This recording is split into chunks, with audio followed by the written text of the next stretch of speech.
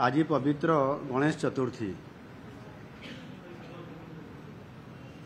एवं एभली एक शुभ अवसर रे एवं ता सहित मध्य आसंता काली ओडिशार कृषिभित्तिक पर्व नुआखाई पर्व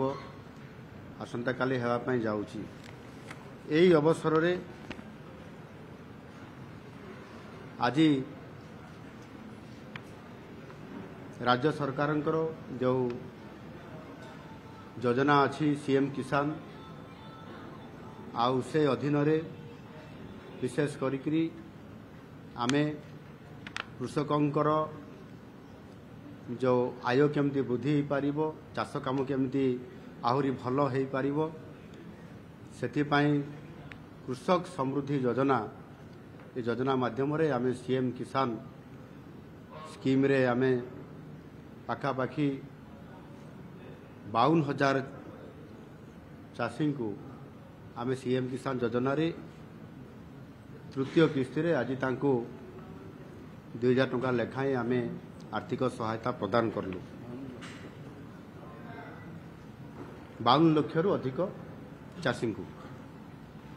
एवं ये तृतीय किस्ती भाव रे आमे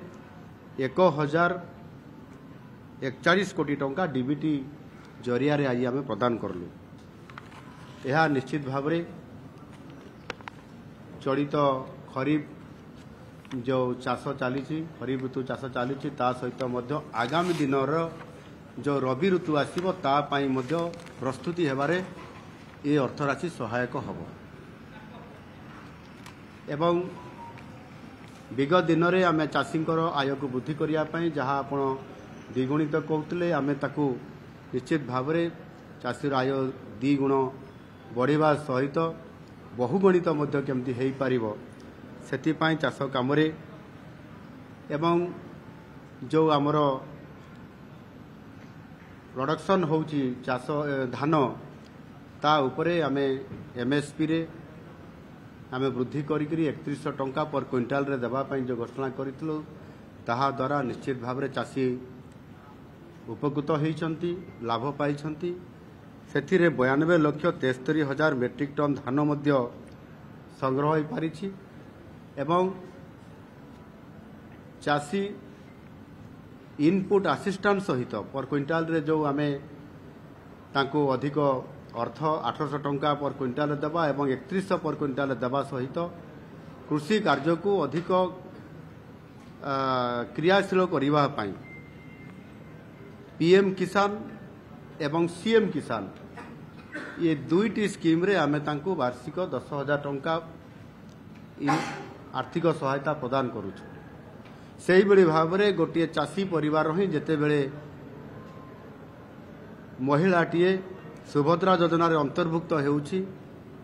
ताकू मध्य आमे वार्षिक 10,000 टंकार आर्थिक सहायता प्रदान करूछु। जदि एहाकू जदि आमे समुदाय आकार रे आमे कहा जिवो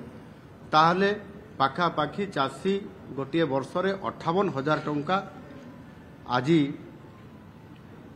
ता परिवार को आर्थिक स्थिति बढ़िबारे ये गोटे बहुत बड़ आज आम सरकार तांको सहायता करिबार साहाय्य करिसंती एवं खाली सेतिकी नुह ता सहित मध्य आज जेभली भाव रे आमे केवल धान चाष उपर गुरुत्व न देई आगामी दिन रे केतेबेले अदिनिया वर्षा होउची, केतेबेले बन्या होउची, बात्या भी होउची, से कारणरू मध्य आमे किभली भाव रे इंटीग्रेटेड फार्मिंग करिबा पई एवं ता सहित मध्य आपनकर क्रॉप डाइवर्सिफिकेशन करिबा पई अर्थात अर्थ जातीय फसल उपरे तैल जातीय फसल पनीपरिबा उपरे मध्य गुरुत्व आरोप करिबा पई आमे जो डाइवर्सिफिकेशन करिया कथा कहूचु से आधार रे चाषी निश्चित भाव में आगामी दिन में तार आय जदि आमे से क्षेत्र में सफल हो चाषी आ द्विगुणित तार अर्थ आय रे पाइबो नाही से बहुगुणित पाई परिबो आ ताकू सेथिपाई आमे गुरुत्व दउछु। विशेष करिकी जो सीएम किसान अधीन रे जो चाषी माने अछंती एवं से माने सीएम किसान पाइला परे मध्य तांकर परिवार रो जो छात्र छात्री माने जो माने विशेष करी आपनकर वैषयिक स्तरीय जो माने उच्च शिक्षा पाठ पढ़ापी जो मैंने जीवे कृषि विद्या निधि योजना ये जो करा जायछि गोटे छात्रवृत्ति साहाय्य देवाई यह से परिवार सहित जोड़ी हो जाइछि एवं से परिवार पिला माने आज लाभान्वित होउछंती एवं जहाँ आम देखिलु ये छात्रवृत्ति जेभली भाव में देवार आपंकर कृषि विद्या निधि योजना माध्यम आम सरकार आसिला परे ता पूर्व रे जहाँ थिला आम सरकार आसिला परे आमे ताकू बहुगुणित करि पारिछु अर्थात 5 गुणा वृद्धि पाइछि एवं 13,923 जन सीएम किसान हिताधिकारी तांकर पिला माने छात्रवृत्तिर साहाय्य पाइकरी आज वैषयिक क्षेत्र से डाक्तरी पाठ पढ़ू इंजीनियरिंग पाठ पढ़ू एभली क्षेत्र में आज से पाठ पढ़ार सुजोग आज आर्थिक सहायता ये कृषि विद्यानिधि छात्रवृत्ति माध्यम कर आज गोटे